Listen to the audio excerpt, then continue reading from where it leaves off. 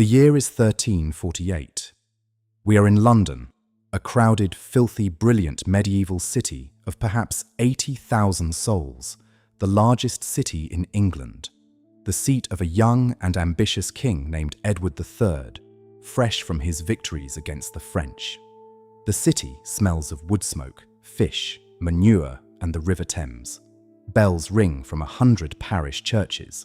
Apprentices brawl in the streets. Merchants haggle in the markets. The young king plans his next campaign in his castle along the river. And somewhere out beyond the western horizon, travelling slowly up from the south coast, something is coming for them. It has already devoured cities in Italy, France, and the south of England. It moves at the speed of a horse or a ship or a flea on a rat. And within the next 2 weeks, it will arrive at the gates of London, and within the next 2 years, it will kill perhaps 1 out of every 2 human beings in this city. We are going to live the 14 days before the gates of hell open over London. We will count them down, one by one. Using advanced AI trained on the medieval chronicles of the plague, the parish records that track the dead by name, the surviving letters and wills of those who lived through it, the writings of physicians who tried desperately to understand it, and the archaeology of the great plague pits dug into the soil of London itself, we have reconstructed those final 2 weeks of the old world. Step into the city. The bells are still ringing, the taverns are still full, people are still arguing about taxes and wool prices. They do not know that a clock has started. Day 14. A merchant ship from the port of Bordeaux ties up at a wharf in the small English port of Melcombe on the southern coast. Among the passengers walking down the gangplank is a sailor who feels unusually tired. He has a headache. He notices a small, hard lump in his armpit, swollen and tender, but he ignores it. The black rats that swarm the holds of the ship pour ashore through the mooring ropes.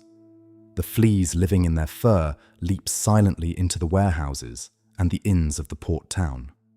By the time the sun sets, 2 of the rats are already dead behind a flour sack, their black fur slick with sweat. The fleas they carried, hungry and now without a host, are looking for warm blood. Up the coast road, a courier bound for London picks up letters and a small consignment of cloth. He climbs into the saddle and rides north. He carries with him, in the fibres of his coat and the bedding of his saddlebag, a single flea. Day 13. In London, news of strange illness in the south is beginning to filter into the city, but it is treated as rumour, the way rumour of any far-off trouble is treated. The chronicler of a monastery near the city sets down his pen and writes that a great mortality has reached England, but most Londoners do not yet feel it in their guts. The King's Court is busy, the wool merchants are busy, the river is full of barges. In the south, the courier is 2 days' ride out of Melcombe. His horse is tired. He stops at a coaching inn and pays for a bed in a shared room with 3 other travellers. He scratches at a small red bite on his neck, irritating but unalarming. He thinks nothing of it. Day 12. In Melcombe, the sailor with the lump under his arm is now too weak to leave his bed. He is burning with fever. The lump has grown to the size of a small apple, hot, swollen, and now obviously black at its core. By nightfall, dark, mottled patches are spreading across his chest. His friends, terrified, will later say that this is when they began to realize that what their ship had brought ashore was not an ordinary illness. The first deaths in Melcombe will be recorded around this time. Within days, the town will collapse into chaos. Up the road, the courier wakes feeling unwell. He does not yet know why. Day 11. In London, life flows on. Bakers are baking, watermen are rowing. The young king is preparing a great tournament for the spring. Astrologers at the universities mutter about a great conjunction of planets that occurred some years before, which they believe corrupts the air and breeds plague. Physicians, when they think of disease at all, think in terms of the 4 humours and the imbalances of the body, and most have never seen anything like what is coming. The Italian merchants in London, well connected to the cities of the Mediterranean, are now hearing letters from home that describe the dying of Florence, Venice, and Genoa in numbers no one can believe. They begin quietly to think about leaving the city. Day 10. The courier from Melcombe arrives at an inn just outside London. He is shivering badly. He cannot finish his ale. The innkeeper, who has seen many travellers ill from the road, sends him upstairs to sleep it off. In the night, the man develops a fever of terrifying intensity. By morning, he is delirious, sweating, and the lumps have begun to swell at his neck and groin. The innkeeper sends for a barber surgeon, who arrives, looks at the patient, and steps backwards out of the room without speaking. The innkeeper, his wife, and their 2 children spent the previous evening eating supper with this man. They have already breathed the same air. And in the corner of the room, the flea that brought him here has now found a new host, the innkeeper's young daughter, asleep in the kitchen. Day 9. Word reaches the city.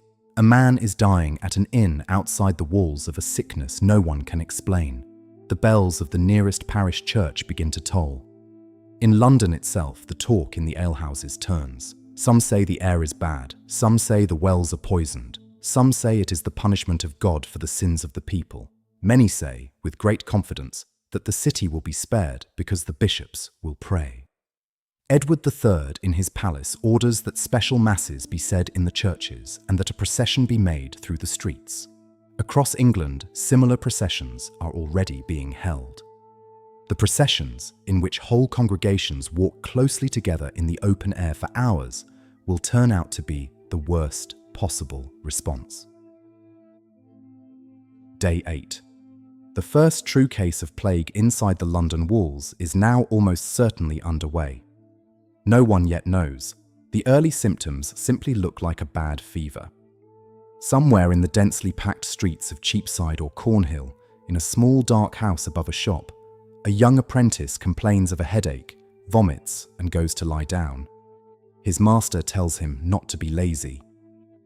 Outside, the rain falls on the wet wooden roofs of the city, and from the eaves of granaries and stables, the rats run their familiar runs along the rafters and across the muck of the alleys, carrying with them the fleas of the future. The clock has accelerated. Day 7. The first death inside London is recorded by a parish priest in his small leather book of burials. He writes the name and the date. He does not yet know what he is recording. By now, in the great cities of southern England, the disease has begun in earnest. Bristol is being savaged.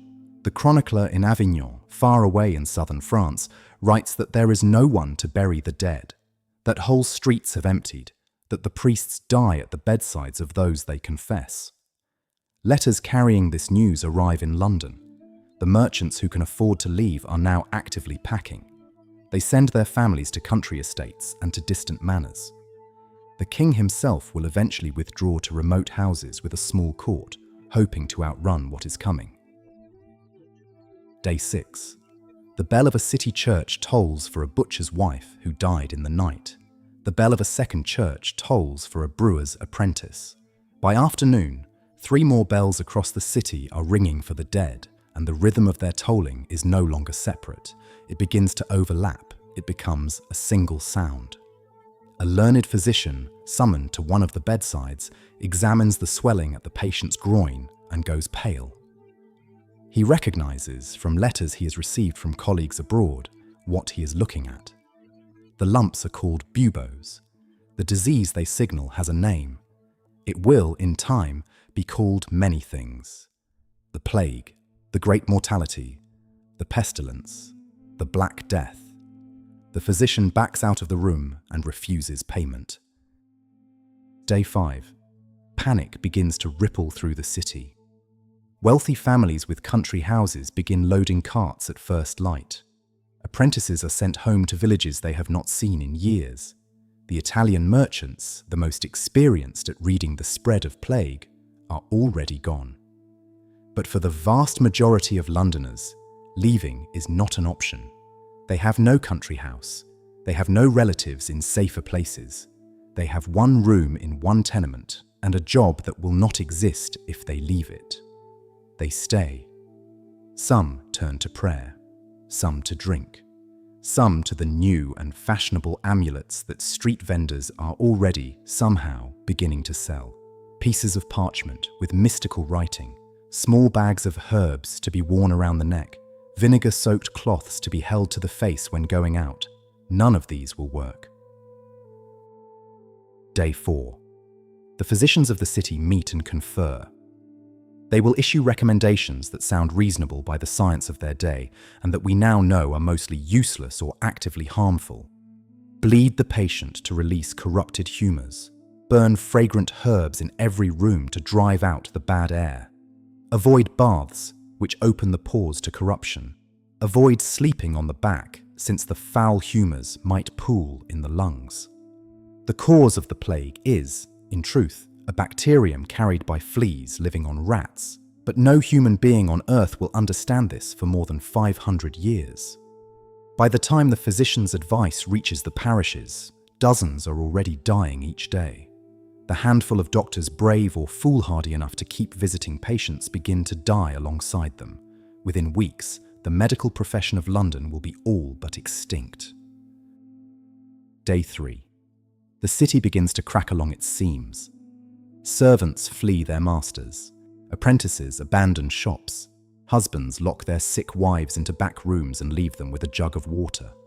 The chroniclers will record with horror that parents will be found to have abandoned their own children and children their parents. Some priests with extraordinary courage continue to visit the dying and administer last rites, and many of them die in turn.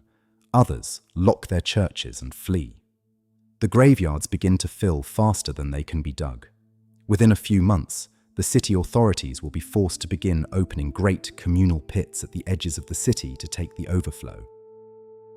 Day 2. The carts begin.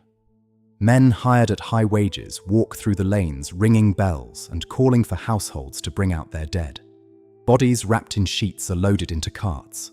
The carts trundle down to the new pits where the dead are laid in rows, sometimes covered with earth at the end of each day, sometimes left half-covered when the diggers cannot keep up. Whole families are gone in a week. In some houses, the cartmen knock on a door and no one answers, and they must break in to find that every soul inside has perished, the food still on the table, the candles burned down. The chronicler John of Reading writes that a man in the morning who buried his wife at noon will himself be carried to the grave by evening. Day 1. London is now in the grip of the worst single catastrophe that will ever strike it. Trade collapses, courts of law close, the royal administration retreats.